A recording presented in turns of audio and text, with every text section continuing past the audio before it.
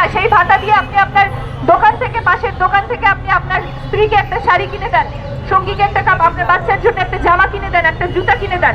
আপনার এখানে 60 থেকে 70 হাজার মনে হয় দৈনিক ভিত্তিক শ্রমিক রয়েছেন। শুধু চিন্তা করে দেখেন, 2 ঈদে আপনি যদি আপনার বাচ্চার জন্য উৎসব ভাতা থেকে 2টা করেও জামা কিনেন, সেটা কিন্তু কয়েক লক্ষ জামা 2 ঈদে। এই জামাটা আপনি কোত্থেকে কিনছেন? আপনি তো এই সুপার মলগুলো থেকে কিনছেন না, বসুন্ধরা থেকেও কিনছেন না, যমুনা থেকেও কিনছেন না, আপনি কিনছেন আপনার পাড়ার দোকান থেকে। এখানে যে ক্ষুদ্র মাঝারি যে এন্টারপ্রাইজ গুলো তৈরি হয়েছে স্থানীয় অর্থনীতির ভিতরে, ছোট পুঁজির মালিক, মাঝারি পুঁজির মালিক মিলে যে ছোট অর্থনীতি, স্থানীয় অর্থনীতি গড়ে তুলেছে, আপনার টাকাটা সেই স্থানীয় অর্থনীতিতে সঞ্চার হচ্ছে। আপনি উৎসব ভাতা পেলে, আপনি বোনাস পেলে, আপনি ঈদের বোনাস পেলে, এটা সরকার এটাকে লস হিসেবে কেন দেখছে? এটা তো অর্থনীতিতে গতির সঞ্চার করছেন আপনারা। আপনি যখন শাড়ি কিনছেন, জামা কিনছেন, পাঞ্জাবি কিনছেন, জুতা কিনছেন, একটা সেমাই বেশি কিনছেন, বাচ্চার জন্য একটা ড্রেস কিনছেন, একটা যা কিছু আপনি কিনছেন, সেটা লোকাল অর্থনীতিতে একটা গতির সঞ্চার হয়। তো সরকার যখন ব্যবসায়ীর মতো বলে যে আমাকে, আমার লস হচ্ছে, আমার বাজেট কাটছাট করতে হবে, তখন আপনারা বলবেন যে আপনারা লোকাল অর্থনীতিকে বাঁচিয়ে রাখেন। এই উৎসব ভাতা, এই ঈদের বোনাস আপনার অর্থনীতিতে গতির সঞ্চার করে এবং সেই গতির সঞ্চারটা আপনার মজুরির ভিত্তিতে হয়ে থাকে।